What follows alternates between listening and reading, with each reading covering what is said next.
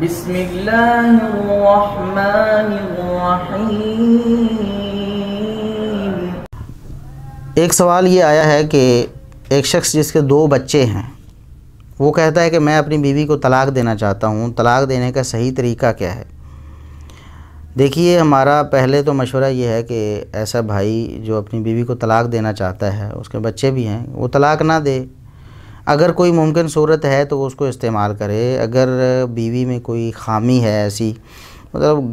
گھر میں کام کاج کے حوالے سے یا بول چال، رہن سہن، چال ڈھال میں کوئی سلیقے میں کوئی مسئلہ ہے، اس کو برداشت کرے، اس کی اصلاح کی کوشش کرے۔ اور اگر اس سے اصلاح ممکن نہیں تو خاندان کے افراد یا اس کے جو رشتہ دار ہیں لڑکی کے، بیوی کے، ان سے کوشش کرے، ان کو کہہ کر کہ وہ اس معاملے کو حل کریں، طلاق تک نوبت نہ پہنچے۔ لیکن اگر بالکل ناگزیر صورتحال ہے، یعنی کوئی ممکن راستہ ہے ہی نہیں طلاق کے علاوہ،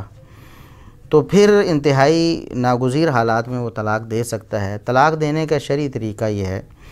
اب بچے ہوں یا نہ ہوں، اس کا طلاق دینے کے طریقے سے کوئی تعلق نہیں ہے۔ بچے نہیں ہیں تب بھی طلاق دینے کا وہی طریقہ ہے سنت، اور بچے ہیں تب بھی وہی طریقہ ہے۔ وہ طریقہ اللہ تبارک و تعالیٰ نے قرآن کریم میں بھی بیان کیا ہے، نبی کریم صلی اللہ علیہ وسلم نے احادیث میں بھی بیان کیا ہے۔ اس حوالے سے صحیح بخاری کی ایک حدیث ہے 4908 نمبر، وہ بڑی واضح ہے اور اس میں تمام باتیں ایک ہی حدیث میں آپ صلی اللہ علیہ وسلم نے بیان کر دیں۔ سیدنا عبداللہ بن عمر رضی اللہ تعالیٰ عنہما نے اپنی بیوی کو طلاق دے دی، تو نبی کریم صلی اللہ علیہ وسلم کو پتہ چلا تو آپ صلی اللہ علیہ وسلم نے فرمایا فَلْيُرَاجِعْهَا، ابن عمر کو چاہیے کہ وہ اپنی بیوی کو واپس لائیں۔ طلاق دے دی ہے تو رجوع کر لیں۔ ظاہر ہے ایک طلاق دی تھی، طلاق دی ہے تو رجوع کر لیں۔ اب رجوع کرنے کے بعد فَإِن بَدَا لَهُ أَن يُطَلِّقَهَا فَلْيُطَلِّقْهَا طَاهِرًا قَبْلَ أَن يَمَسَّهَا۔ پھر بھی اگر وہ سمجھتے ہیں کہ میں اس بیوی کو اپنے ساتھ نہیں رکھ سکتا، اس کو طلاق دینا ناگزیر ہے، تو ایک تو یہ ہے کہ اب رجوع کریں گے تو ہو سکتا ہے اللہ تبارک و تعالیٰ وہ بات ان کے دل سے نکال دے، صلح کی کوئی صورت پیدا ہو جائے۔ لیکن اگر نہیں ہوتی تو پھر طلاق دینے کا صحیح طریقہ یہ، اصل میں عبداللہ بن عمر رضی اللہ تعالیٰ عنہما نے طلاق پیریڈز کے دوران دے دی، حالت حیض میں اپنی بیوی کو طلاق دے دی تھی۔ اس لیے نبی کریم صلی اللہ علیہ وسلم نے ان کو سکھانے کے لیے کہ آئندہ ایسے ہی کرنا ہے، اگر طلاق دینی ضروری ہو تو پھر اس طریقے سے دینی ہے، رجوع کر کے اس کو واپس لایا جائے۔ اب اگر طلاق دینی ہے تو سنت کے مطابق یہ طریقہ اختیار کیا جائے کہ اس کو طہر کی حالت میں طلاق دی جائے، حیض کی حالت میں نہیں، جب وہ حیض سے پاک ہو جائے، پیریڈز گزر جائیں، طہر کی حالت میں قبل ان یمسھا، اور اس طہر میں اس عورت کے ساتھ کوئی جسمانی تعلق بھی قائم نہ کیا ہو تب، یعنی عورت اپنے پیریڈ سے پاک ہوئی ہے، اس کے بعد حالت طہر میں چلی گئی ہے، اس کے بعد اگر طلاق دینی ہے اس طہر میں، تو پھر اس سے کوئی جسمانی تعلق قائم نہیں کیا تو اس صورت میں آپ طلاق دے سکتے ہیں۔ یہ طلاق کا سنت طریقہ ہے۔ اگر حالت حیض میں جس طرح عبداللہ بن عمر رضی اللہ تعالیٰ عنہما نے طلاق دی تھی، کوئی دے طلاق تب بھی ہو جائے گی، اور ایسے طہر میں جس میں ان کا جسمانی تعلق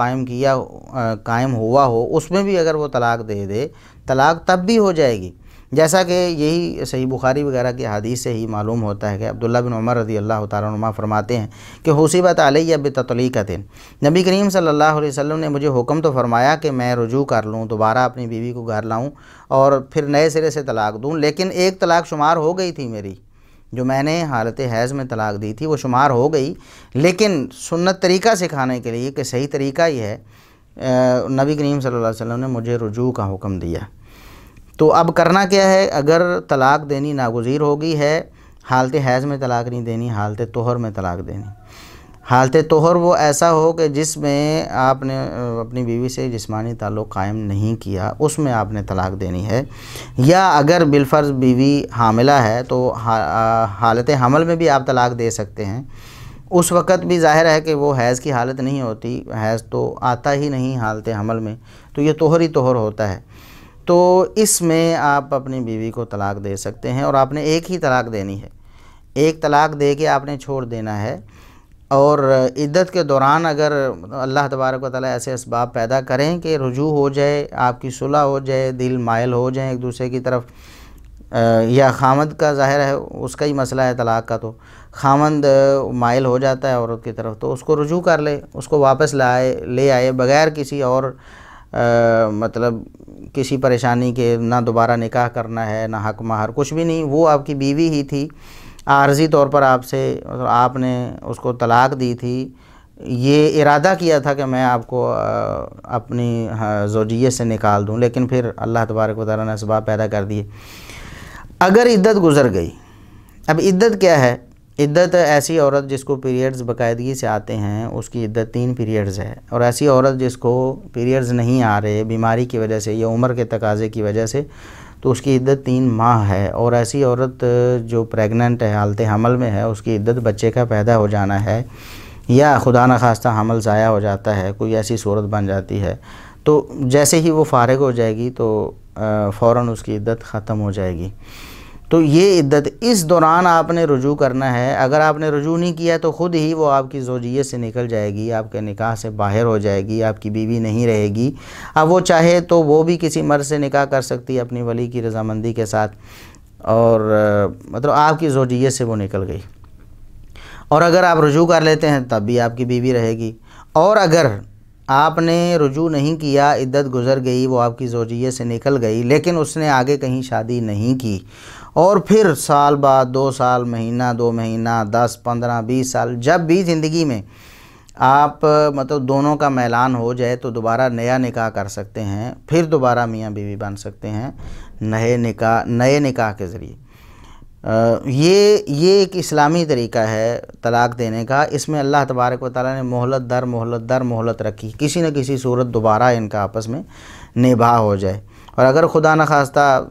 طلاقیں جو ہے نا وہ مطلب ایک سے زائد دے دیں، مطلب ایک طلاق ابھی دے دی، دوسری پھر دے دی، تیسری پھر دے دی، 3 طلاقیں دے دیں تو عورت تو فارغ ہو گئی پکی اس سے، اب دوبارہ نہ اس کے پاس رجوع کا حق ہے، نہ اس کے بعد مطلب عدت بھی گزرے گی، عورت عدت گزارے گی نیا نکاح کرنے کے لیے، اس سے تو رجوع نہیں ہو سکتا، اس خامد سے خامد رجوع نہیں کر سکتا۔ اسی طرح عدت کے بعد بھی خامد نیا نکاح بھی نہیں کر سکتا اس کے ساتھ، وہ تو ایک الگ صورت ہے کہ وہ آبادی کی نیت سے کسی سے نکاح کرے گی، وہ خامد فوت ہو جائے یا